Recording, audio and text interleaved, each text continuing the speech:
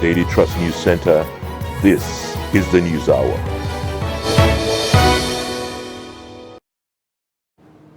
Tonight on News Hour. Labour Party crisis worsen as Apapa's faction alleges threat to life. Abure announces takeover of Secretariat. National Assembly resident doctors to meet Friday over strike as patients appeal for quick resolution. Economic and Financial Crimes Commission probes Zamfara Governor Bello Matawale for alleged 70 billion naira fraud. And on the foreign scene, 3 rangers killed in East Congo convoy ambush near Gorilla Park. Hello and welcome to the News Hour on Trust TV. I am Ayuba Ilya. Thanks for joining. We begin with political matters. The back and forth between the factions of the Labour Party seems to be far from over, following new allegations raised by the Lamidi Apapa faction of the party. In its most recent briefing, the spokesman of the faction, Abayomi Arabambi, accused the Abure-led faction of dishing out threats, among others. Himself and PO snatched away $15 million of Labour Party money. And that was the reason why, up to today, PO stood by Abure. So how could you from here run to Kano, seeking an expert application to stop Bachura Papa from taking over that account that belongs to Labour Party?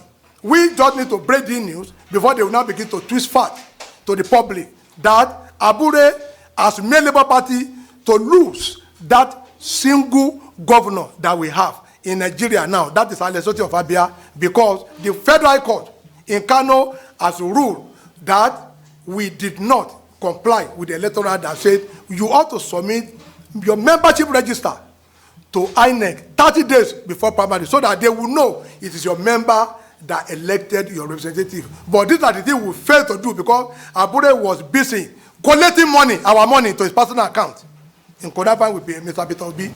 On the issue of the court tomorrow, we have received threat from the following people: Kennedy Anotu, I stated his number in that press conference; Prince Jude Ejike, Honorable Imeje Ikeshuku, and one Omaba. The threat center around them wanting us not to come to court tomorrow, else will be killed. So we are only alerting the Inspector General of Police, because we are going to attend that court. Every one of you saw what happened there yesterday. We are going to attend that court. They can carry out their plan to assassinate us. Meanwhile, the Abure-led faction in its own press briefing announced that it had regained control of the party following a fresh court directive. However, having appealed and filed a motion of stay and all other processes, and since the lower court is now seized with jurisdiction on the matter, I and my colleagues, earlier restrained by the FCT High Court, have now assumed our constitutional duty as national officers. And my advice to him as an elderly person is that I think that for his age, he is too old for the business that he has been given to do. So I advise him passionately as an elderly person, as I will advise my elder brother, that he should have a rethink, he should have a sober reflection, and tell his paymasters that this assignment, he is too old for this assignment. And away from that, the president of the Nigerian Association of Resident Doctors, Dr. Emeka Orji, on Thursday said that the National Assembly has invited the association for a meeting on Friday. Now, the resident doctors across 79 tertiary health facilities commenced a 5-day warning strike on Wednesday to press home their demands. Speaking on Thursday in Abuja, Dr. Orji said that the federal government had invited the doctors for a meeting. The doctors are demanding an immediate increment in the consolidated medical salary structure to the tune of 200% of the current gross salaries of doctors. The doctors also want immediate massive recruitment of clinical staff in the hospitals and immediate withdrawal of the bill seeking to compel medical and dental graduates to render 5-year compulsory services in Nigeria before being granted full license to practice. They also want the immediate implementation of COMETS, domestication of the Medical Residency Training Act, and review of hazard allowance by all the state governments as well as private tertiary health institutions where any form of residency training is done, among others. Meanwhile, patients at the Abubakar Tafawa Balewa University Teaching Hospital have decried the non-availability of doctors at the hospital following the 5-day warning strike by National Association of Resident Doctors. Adam Imam reports that only few consultants are attending to patients. The report. Activities at the teaching hospital from the main entrance up to the premises have been paralyzed due to 5-day warning strike. Usman Shehu, a patient referral from Federal Medical Center Azare, says the strike has negatively affected him and many others, while appealing for the parties involved to resolve their differences and end lingering strike action, as patients are the ones suffering from it. Please, the resident doctors should look at our condition and exercise patience, while the government should also meet up their demands. It is rather unfortunate because we have pregnant women inside the maternity ward ready for cesarean sessions with no doctors. We are appealing to them to call off the strike. And today, the ward round is expected to commence early in the morning. But in our ward here, the surgical ward, we can only see one doctor. She has been battling since in the morning. Since in the morning, she alone. And she's expected to finish this thing on time. But she was still telling me that probably by 6, she will still be here checking patients. It happens like that. But I feel that I don't know their problems, but I feel that the government should see to their needs so that they will come back. Actually, it's not easy for patients to stay without the doctors. They're really helping. The association acknowledges that members comply with the action, stressing that they collaborate with the hospital management to provide other means of helping the patients during the strike. This issue of increase in salary that we have been talking about, this is something that's supposed to, we are overdue. The salary is supposed to have been reviewed like 2 times by now. We are still talking about it. The Medical Residency Training Act that has been signed is a law. But if you look at it, if you are following our demands, almost every day we have to fight for it, or we have to give an ultimatum before the government pays for it.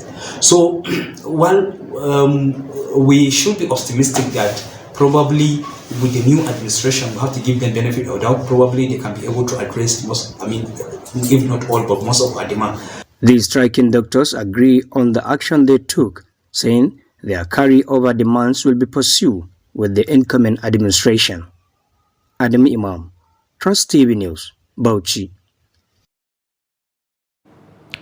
In a similar vein, the Yobe State wing of the National Association of Resident Doctors has resolved not to join the 5-day warning strike embarked upon by the national body throughout the country. The president of the association in Yobe State, Dr. Mai Bukar Kali, who made the position of the association known after a meeting with the secretary to the state government, Baba Malam Wali in Damaturu, said that the administration of Governor Buni has been meeting most of their demands, especially in the provision of state-of-the-art equipment and improved condition of service. Dr. Kelly explained that Yobe is one of the states that is recuperating from the effects of Boko Haram insurgency, which created setbacks to many sectors, including healthcare. Hence, joining the warning strike will only create more problem to the post-insurgency recovery process in the sector. He further stated that most members of the association in Yobe are being sponsored by the state government and cannot complain of being abandoned, as is the case in other places. The secretary to the state government, Baba Wali, who commended the members of the association for their effort, also said that their foresight will go a long way in not only saving lives, but also improving the health sector in the state. Now, the Presidential Election Petitions Tribunal on Thursday resumed hearing in the suit by the People's Democratic Party and its candidate Atiku Abubakar for live coverage of the proceedings. Counsel for Atiku and PDP Chris Uche said that the motion dated May 5 and filed on May 7, praying for an order of the court to allow the televising of the proceedings is important given the monumental national significance. He said it won't make the proceedings look like a circus, but will be solemn and serious business, and everyone will get to see the proceedings objectively. Counsel for the Independent National Electoral Commission, Abubakar Mahmood, however, said that bringing cameras into the courtroom will defeat the solemn atmosphere that the courtroom is known for. He asked the court to reject the application for live coverage as it was unnecessary and uncalled for.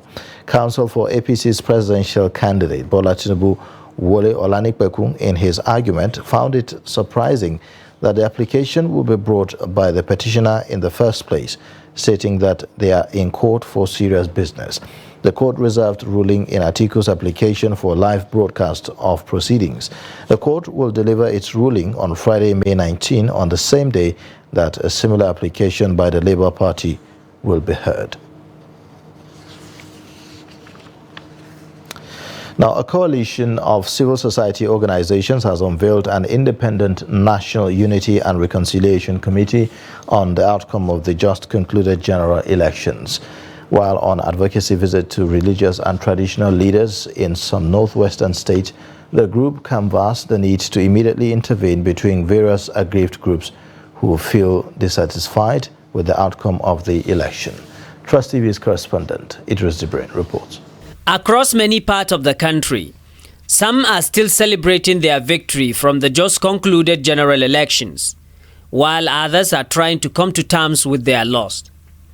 But the civil society organizations are worried.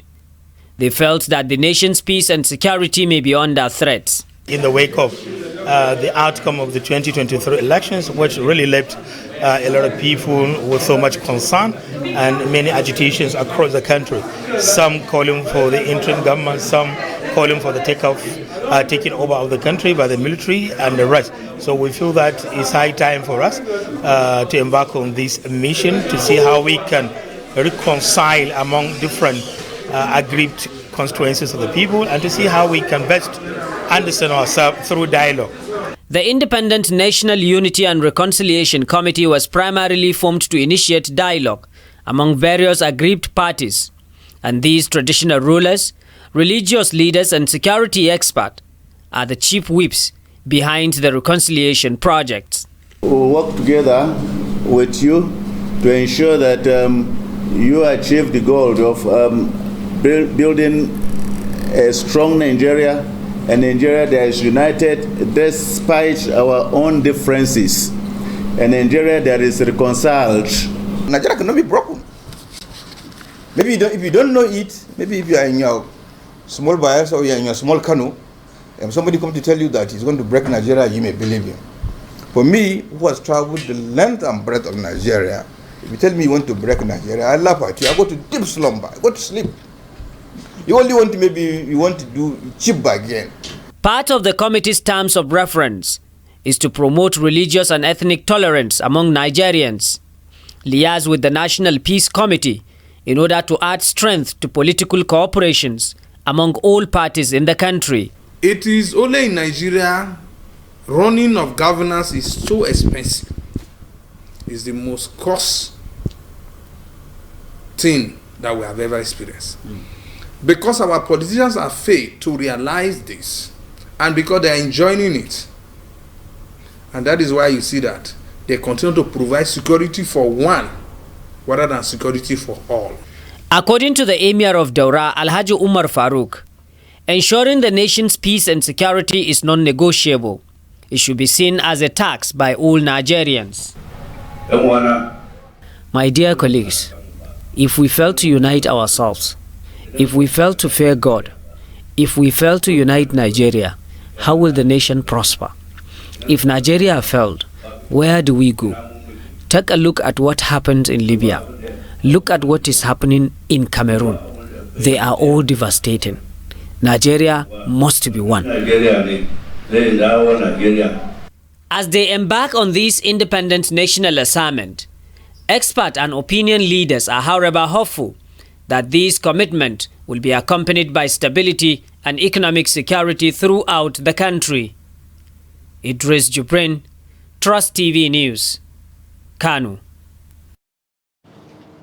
Now, as the 10th speakership race gets to the crescendo, some aspirants for the positions of Speaker and Deputy Speaker have finally stepped down for the party's choice of Tajuddin Abbas and Benjamin Kalu. The decision was made at a meeting of Joint Task 10th Assembly in Abuja on Wednesday, where Speaker Gbajabiamila said Abbas and Kalu were chosen to consolidate on legislative gains of the 9th House of Assembly. The report. Some members of the G7 group, a group of members in the ruling All Progressives Congress who had vowed to challenge the party's choice of Tajuddin Abbas and Benjamin Kalu as Speaker and Deputy Speaker for the 10th House, has bowed to the party's decision. The members-elect declared their support for the party's candidate at a meeting organized by the 10th Joint Task Forum. Distinguished ladies and gentlemen,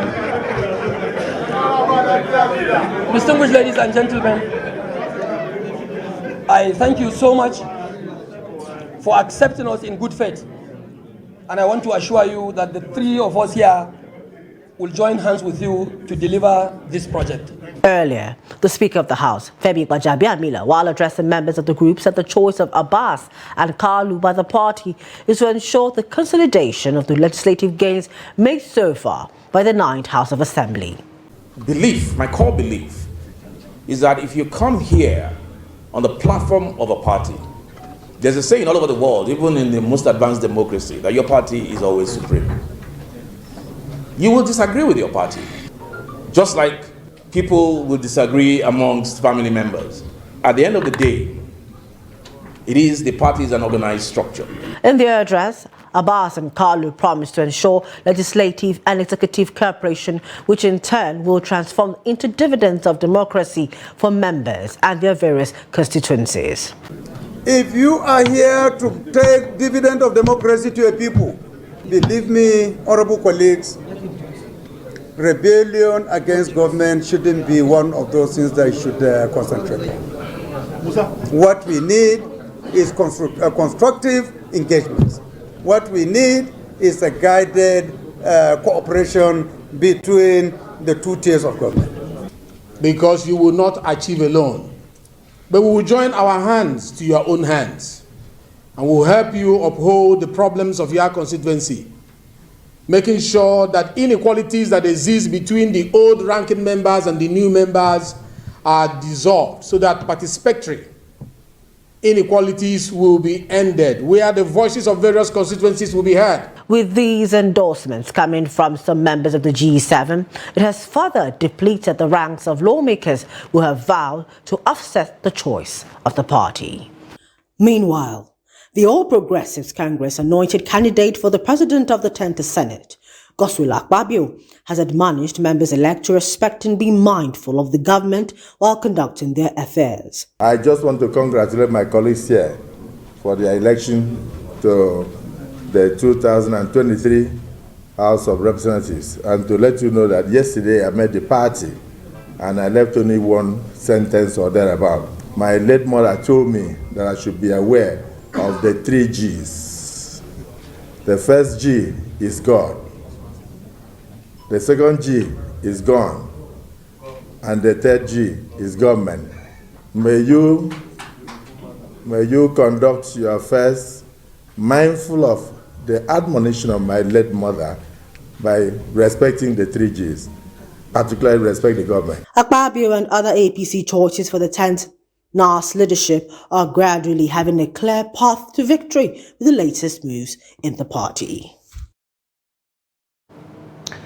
The Economic and Financial Crimes Commission says it is currently investigating Zamfara State Governor Bello Matawalle for alleged fraud to the tune of 70 billion naira. The anti-graft agency specifically said that the money was sourced as a loan from an old generation bank, purportedly for the execution of projects across the local government areas of the state. The chairman of the anti-graft agency, Abdurrashid Bawa, made the disclosure at a press briefing at the headquarters of the commission in Abuja on Thursday.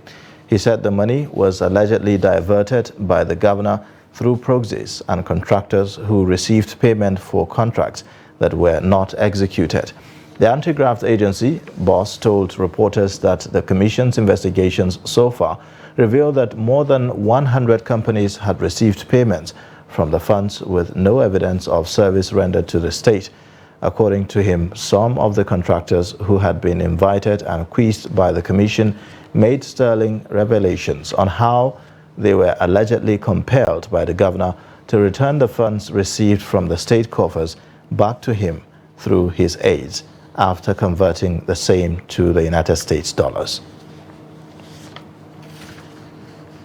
The police command in Anambra State has said that preliminary investigations conducted following the Tuesday attack on the U.S. consulate convoy in Ogbaru reveals that 7 persons were killed.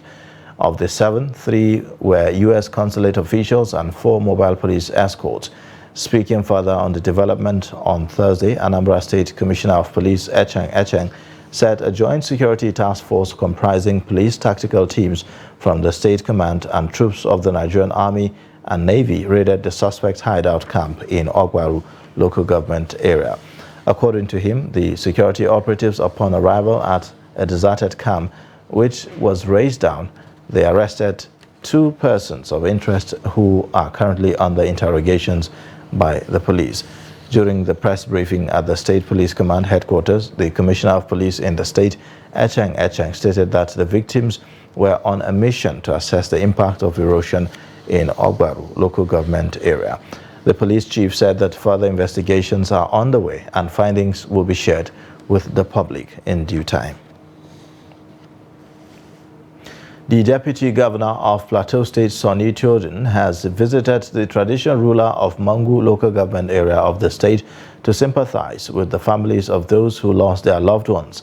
The Deputy Governor, alongside security operatives, visited the area in the wake of the attacks in some villages where several people were killed, including women and children. Ado Musa reports. The Deputy Governor and security personnel visited the traditional ruler to condole with the affected victims and the community in general. While sympathizing with the people of the area, the Deputy Governor wondered how the relationship between Magvul and Fulani deteriorated to the extent of killing innocent people. This is indeed a very sober moment. That the state government has decided to send this delegation is a pointer that the government is concerned. As His Royal Highness did mention earlier, the primary objective of every government is the protection of the lives and properties of its citizens.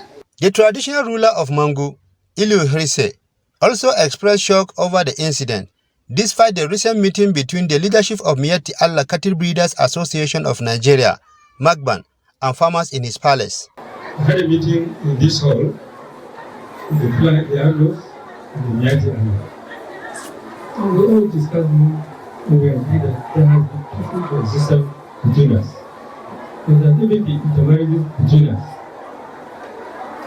And so why should we allow this thing to happen to us, to destroy one another?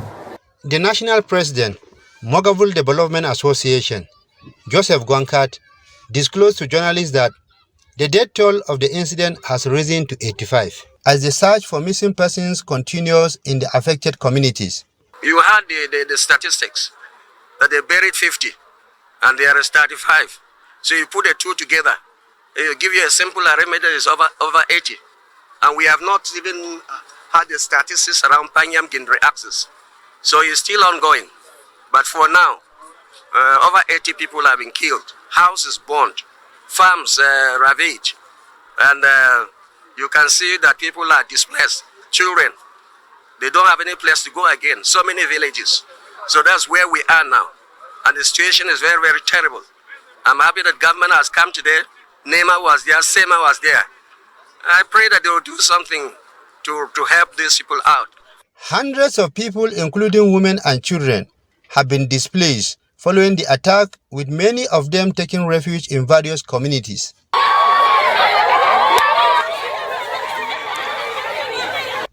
Ado Musa, Trust TV News, Jos. The Arewa Consultative Forum has called on northern politicians to minimize politics and focus more on industrialization and agriculture to boost the economy of the nation. Speaking after the National Executive Council meeting in Kaduna, the outgoing chairman of the forum, Audu Ogbe, said that northerners must think out of the political box and focus on industrialization, which is a major driver of the economy.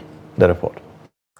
The outgoing chairman of the forum, Audu Ogbe, noted that due to some challenges, it is difficult for northerners to access loans with high interest, noting that without industrial growth, there cannot be job creation. There's no reason why people should come here, buy Zobo, package, and export to Mexico and earn $38 million when we're sitting here doing nothing. There's no reason why they should buy our sesame seed, our gum arabic, our yams, our soybeans, and export. There's no reason why we cannot export ourselves. He lamented that agriculture is in serious jeopardy as a result of banditry, kidnapping, and other security challenges in the region, stressing that the North must go back to business to experience growth. Because politics alone is not a viable industry. We must get involved in commerce and industry. Please bear this in mind. And those of you who are interested in these things, maybe when this new organization starts, we can work together and look at it. The National Executive Council of ACF also approved the appointment of Gabriel Yakubu Aduku as the new chairman of the forum. He takes over from Audu Ogbe after the expiration of his tenure. Bello Musa, Trust TV News, Kaduna. You're watching the News Hour on Trust TV. Coming up shortly, we'll take a look at Katsina traders. They cry exorbitant shop rent. Details and more after the break. The Federal Ministry of Health, through the National Primary Healthcare Development Agency, hereby announces the official launch of the Community-Based Health Research Innovative Training and Services Program, CRIS, with the theme, Optimizing PHC Human Resources to Transform Primary Health Care. CRIS is a collaborative effort of the NPHCDA, teaching hospitals, federal medical centers, FMCs, states, local government areas, and development partners to improve the quality of primary healthcare service delivery in Nigeria. During the event, there will also be the launching of other critical policy guidelines, as well as presentation of state's performance report from the conducted national PHC assessment. We heartily welcome the special guest of honor, the Vice President of the Federal Republic of Nigeria, His Excellency Professor Yemi Osinbajo, GCON, and primary healthcare stakeholders to the launch. Date is 22nd May 2023. Venue, Banquet Hall, Presidential Villa, Abuja. Time, 9 a.m. prompt. Dr. Faisal Shuaib, Executive Director, CEO, NPHCDA, Announcer.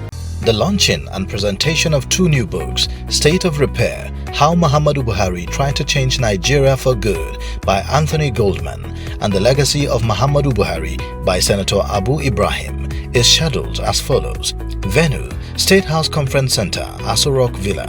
Date, Friday, 19th May 2023. Time, 9:30 a.m. Special guest of honor, President Commander-in-Chief Muhammadu Buhari.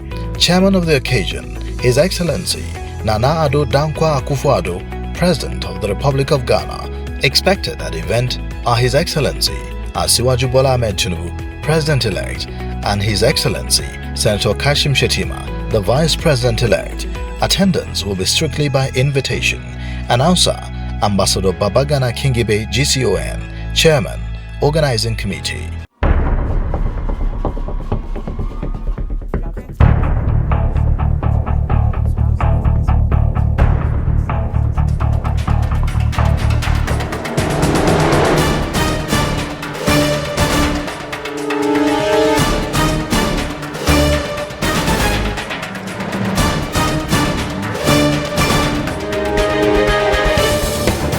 That's great.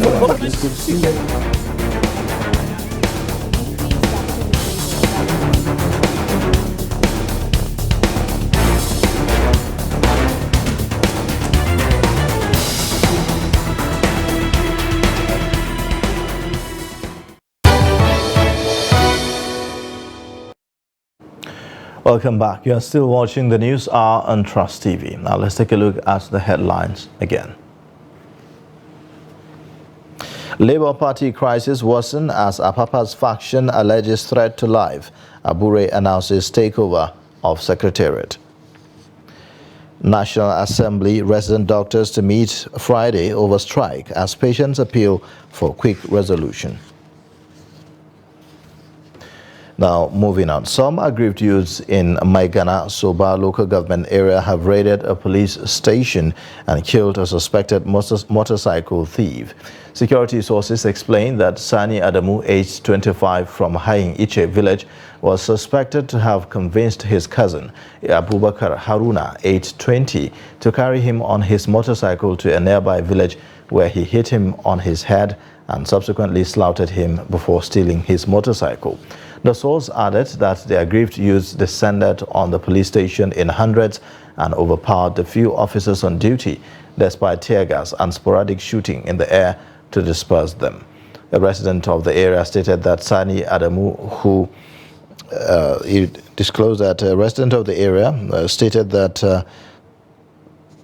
the Sani Adamu, the suspect, who was a thief, was later apprehended at the next village and handed over to the Maigana police station.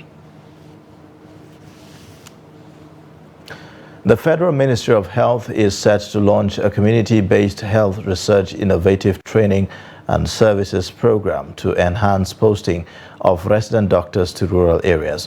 This initiative will address the required skilled birth attendance services in primary health care facilities across the 36 states of the Federation plus the Federal Capital Territory in a phased manner to improve access to health services within the benefiting communities. The report. The availability of skilled health workers in primary healthcare facilities at community levels is critical to curbing maternal, perinatal, neonatal, morbidity and mortality. But the goal to attain adequate healthcare workers is still underway. But the CRISP innovation, a partnership between teaching hospitals, federal medical centers, National Primary Healthcare Development Agency, state primary healthcare boards, local government health authorities and communities, is aimed at provision of support to attain adequate healthcare workforce at primary healthcare centers.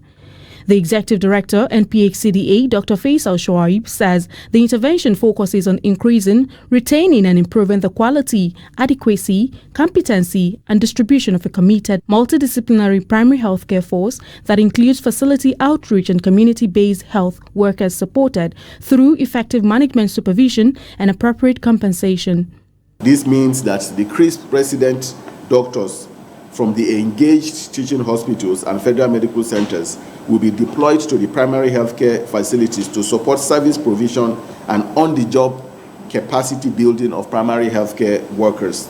The country representative World Health Organization, Dr. Walter Malumbo, said the initiative is timely as the WHO has declared the end of public health emergency of international concern for COVID-19 pandemic and is insisting on a collaborative approach for all key interventions because pandemic starts in communities and ends in communities. Hence, reliable data, evidence, policies and actions are needed.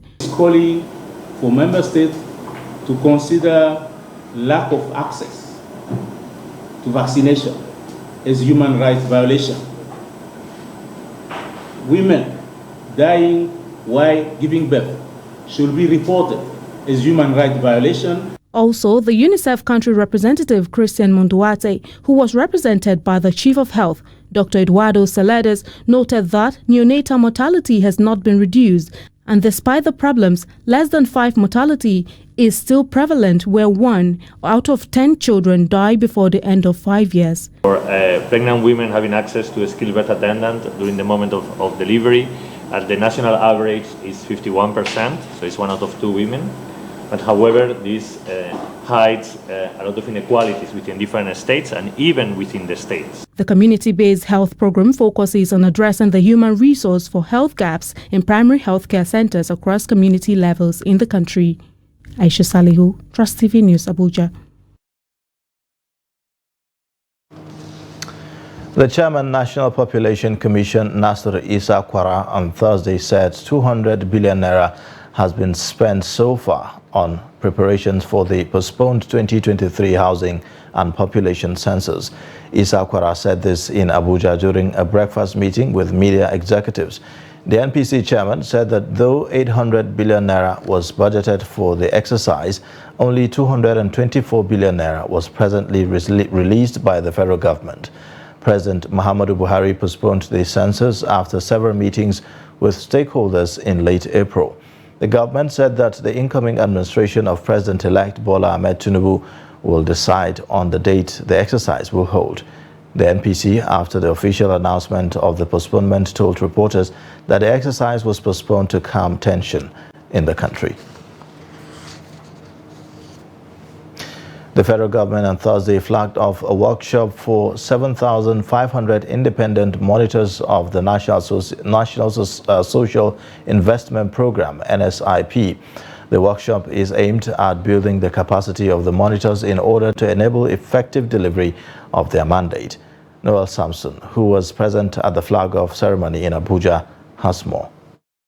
Present at the flag-off in Abuja was the Minister of Humanitarian Affairs, Disaster Management and Social Development, Sadia Umar Farouk, and the National Coordinator of the National Social Investment Program, Bindiri Umar, among others. The minister addressed the over 400 independent monitors from the Federal Capital Territory and specifically told them the purpose of the program. This workshop has also provided you with an opportunity to look back at the last 2 years that you have worked with us and consolidate on capacity built and document lessons learned in the program monitoring. The workshop also provides an opportunity to improve future program design and implementation. I hereby ask each and every one of you here today to be attentive and actively participate in the workshop and learn from the resource persons that are here to support you. The FCT monitors have been monitoring the program in the 6 area councils, from Gwari to Amak to Kuji and all the other area councils in the Federal Capital Territory. Many of them are very hardworking and diligent in their duties. Every kobo that Honorable Minister releases goes to the bottom. When you pay N-Power, they are rushing to enter Kekenape, buy credit for their telephone, and go to Mama Put to eat. The money goes to the bottom. It's not going to contractors to remit it as dollars out of Nigeria. When you pay the 2 million conditional cash transfer caregivers, 5,000 naira every month, all that money is going to the market to go and buy food, kerosene, egg, and so on and so forth. 100% of the approximately 20 billion naira monthly we pay for cooking for children, all of it goes to the market in the local communities. Some of the beneficiaries of the program appreciated the federal government for including them in the program. Through this program, I was able to have experience that I've not had before. I was able to have contact with children, with the teachers, and also volunteer as a teacher in the primary school that was posted to. I feel happy being that we are coming to an end to this program, but I felt that the program should still continue because it makes the schools to continue doing good things. Looking forward to another opportunity like this if I can be deemed fit, because I acted like the eye of the government, interacting between the ordinary people and the government. Highlight of the event was the presentation of certificates to beneficiaries by the minister. Noel Samson, Trust TV News, Abuja.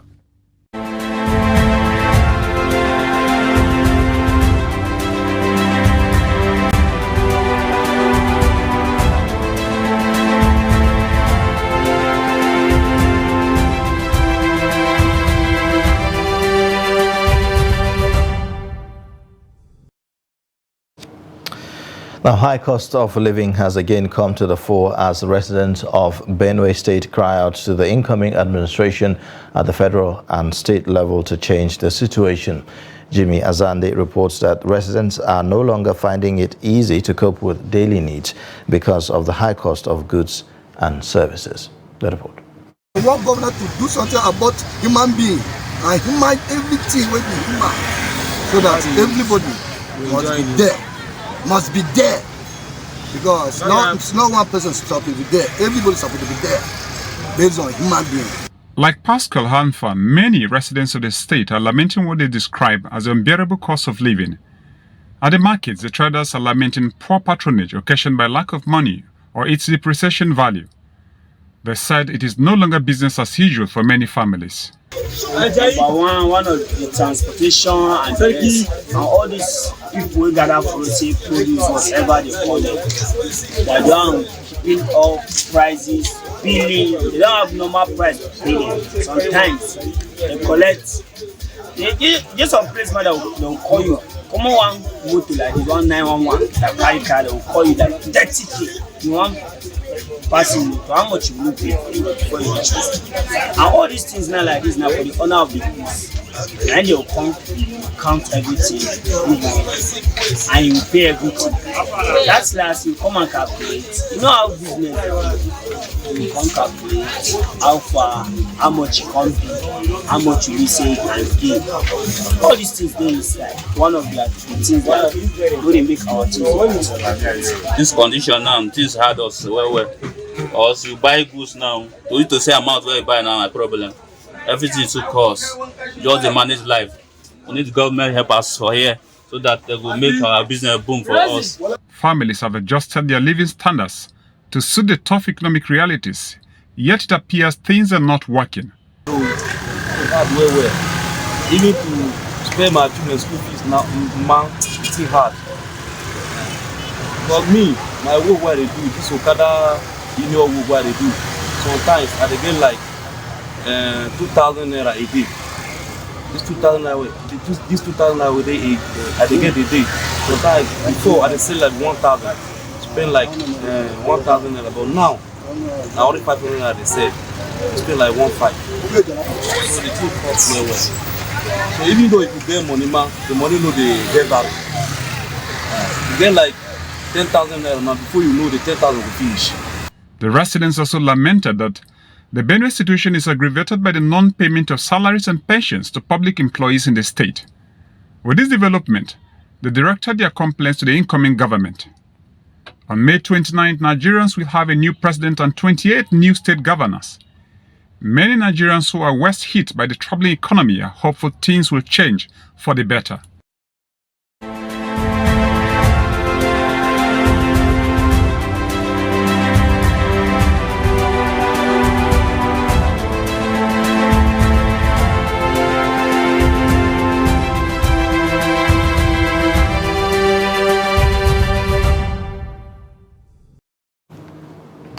Two years ago, a devastating fire outbreak in Katsina Central Market left shops and goods worth 500 million naira in ashes. The loss was not only financial, but also had a significant impact on the livelihoods of the affected traders. Jamil Mabai reports that although the market has been rebuilt, traders can barely afford the new shops due to the exorbitant rent, hence their appeal for the government intervention. The report. 2 years ago, Armayau, a textile business owner, lost his 6 million naira investment during a fire outbreak at Katsina Central Market. At the time the incidents happened, I have over 6 million worth of goods. After the outbreak, what was left was not up to 500,000 naira. The fire burnt most of my precious goods. The cause of the fire outbreak remains a mystery that left many traders devastated in the state. I was sharing a space with my friend to sell the little that remained.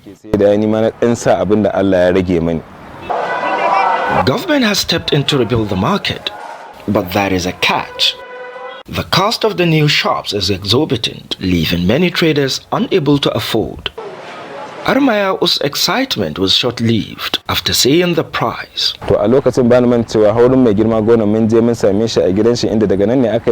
We went to meet the governor at his residence.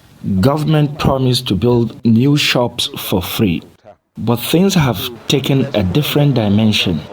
We have been allocated shops, but we are to pay 2.1 million naira for shops.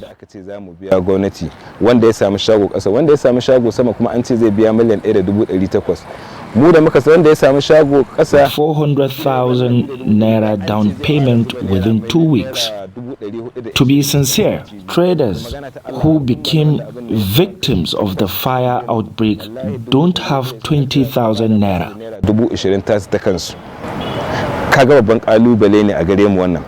The Katsina Central Market fire outbreak remains a painful memory for the affected traders, who are still struggling to recover from the loss. Observers said the government must do more to support them and ensure they are not further exploited in the process. Jamil Mobay, reporting for Trust TV, Katsina. The Institute for Agricultural Research, ABU Zaria, says it is developing drought and flood-resilient varieties on its mandate crops to mitigate the effect of climate change. The executive director of the institute, Professor Mohammed Ishaku, stated this in an interview in Zaria.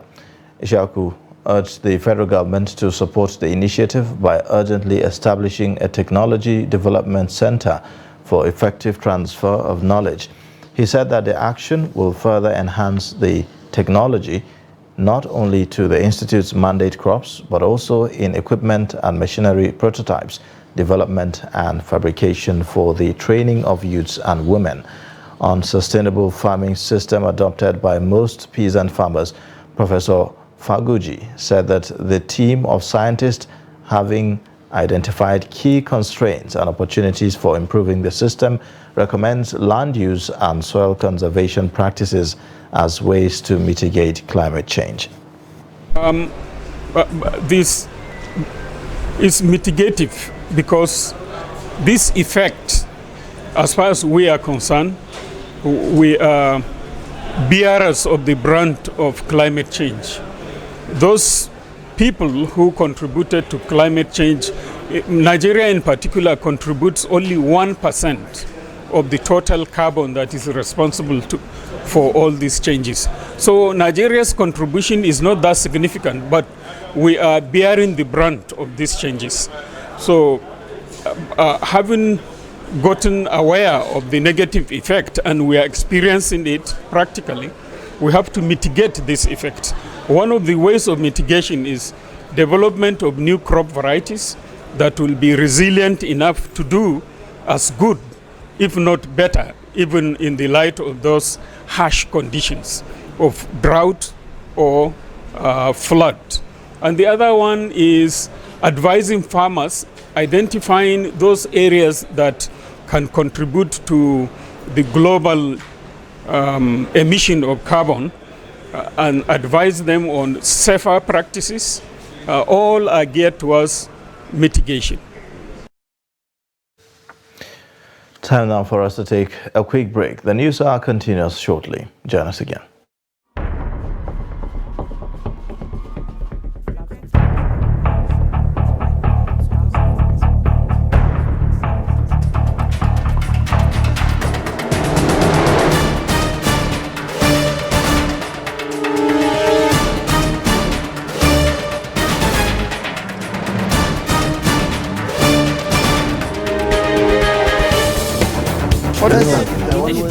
That's great.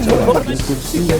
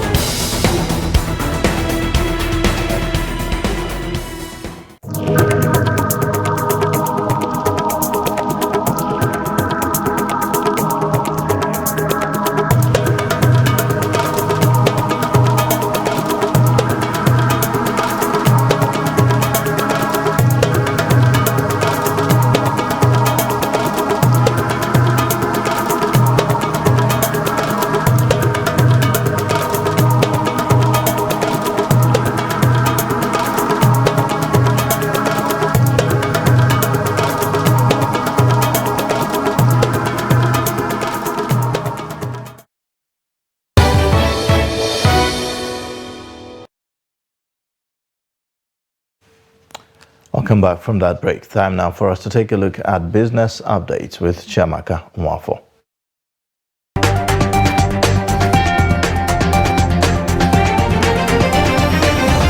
The Minister of Aviation, Hadi Sirika, says the federal government will generate about $800 million from the concessioning of 2 international airports. The Federal Executive Council, FEC, approved the concessioning of the Nnamdi Azikiwe International Airport, Abuja, and the Malam Aminu Kano International Airport, Kano. Speaking to journalists at the FEC meeting, Sirika said the Abuja airport would be concessioned for 20 years, while the international airport in Kano will be concessioned for 30 years by Corporación America Airports. Sirika also said the approval was part of the ministry's roadmap aimed at putting the nation's assets under concession rather than privatization. According to the minister, the concession will generate $797.4 million, which is equivalent to 368.8 billion naira as fees and taxes from the concessionaire.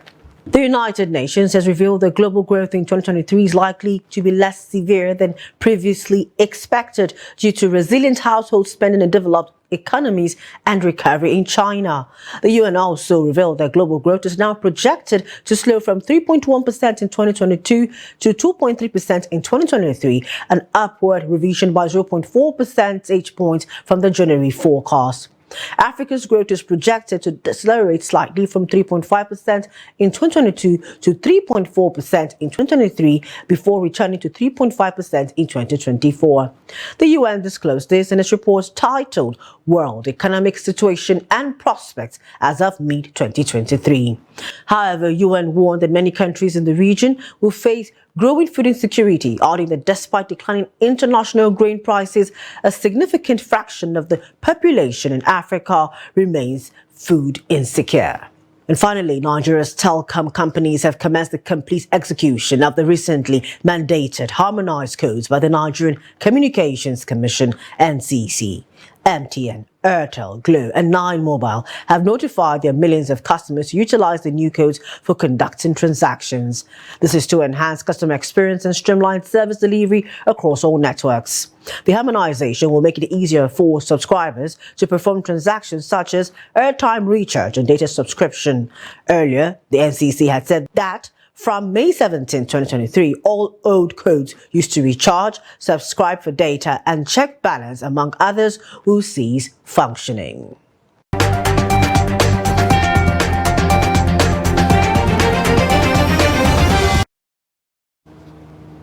Now, the United Kingdom has appointed Richard Montgomery as the new British High Commissioner to Nigeria. On Thursday, Montgomery presented his credentials to President Muhammadu Buhari at the State House in Abuja. He takes over from Ms. Catriona Laing, who recently concluded her 4 years as High Commissioner in Abuja. Richard is an experienced diplomat who has worked in different parts of the world, including previously in Nigeria. Prior to becoming the British High Commissioner to Nigeria, Richard was the UK Executive Director at the World Bank Group Board from 2018 to 2022 in Washington, D.C., USA. On the foreign scene, at least 3 rangers were killed in Eastern Democratic Republic of Congo on Thursday near a national park, which is home to half of the global population of endangered mountain gorillas and the scene of frequent militia attacks, an official has said. 1 engineer was reportedly missing and 3 wounded in the attack, which took place as the vehicles of the Congo Institute for Nature Conservation left Kivandia village in the North Kivu province, where dozens of armed militia groups are active. The conservation group often carries out electrical maintenance jobs around the area and is mainly tasked with protecting the nearby Virunga National Park. Virunga has been caught in the middle of militia activity left from the civil wars fought around the turn of the century. The ICCN warned of a resurgence of violence in February after suspected Mai Mai militants attacked a ranger position in Virunga, killing 1 and injuring 2. Heavy airstrikes pounded southern areas of Sudan's capital on Thursday as clashes flared near a military camp, witnesses said. Airstrikes by the army targeting the paramilitary rapid support forces were heard around several residential neighborhoods in southern Khartoum, including near the Taiba camp, while a police reserve force aligned with the army battled the RSF on the ground, the witnesses said. Strikes could be heard across the Nile in the Sheikh Al-Nil district as well. The army has mainly used air power and heavy artillery as it tries to drive back the RSF, which spread out across large areas of Khartoum and its adjoining cities of Bahri and Omdurman across the Nile after fighting erupted on April 15.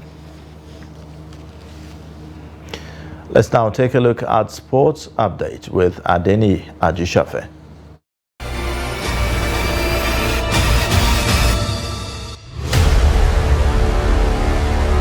The Confederation of African Football, CAF, has announced the disqualification of the Gabonese under-23 team from playing in the upcoming African Cup of Nations due to player age falsification. The Junior Panthers defeated the under-23 Indomitable Lions in the final round of the qualifier and qualified for the competition. The Federation of the Cameroon Football Federation, FECAFOOT, protested the age of Floris Javé, who has passports of different ages. The football body on Wednesday deliberated on the matter and decided to disqualify Gabon from the competition. The judgment means that Cameroon will replace Gabon in the tournament slated to take place in Morocco in July. However, Gabon has an opportunity to appeal the judgment in the next few days. Still in football, Spanish La Liga side Real Sociedad has released an update on the injury of Nigerian Super Eagles forward Sadiq Umar. Umar sustained injury in the early part of the season after joining the club from another Spanish side, UD Almeria. Since then, the Nigerian international has been undergoing treatment and rehabilitation on the injured part. The club confirmed via its official website that Umar has started training and is already in the final phase of recovery as he resumes his first work session with his colleagues. That's Sport News. I'm Adeni Ajishafe.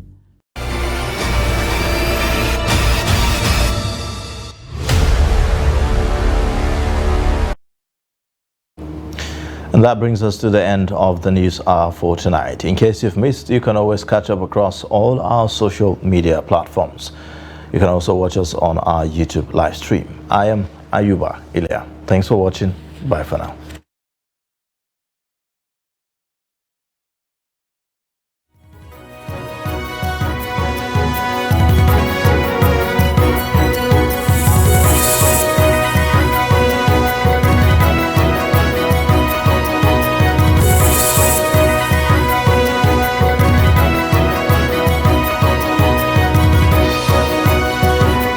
From the Daily Trust News Center, this is the News Hour.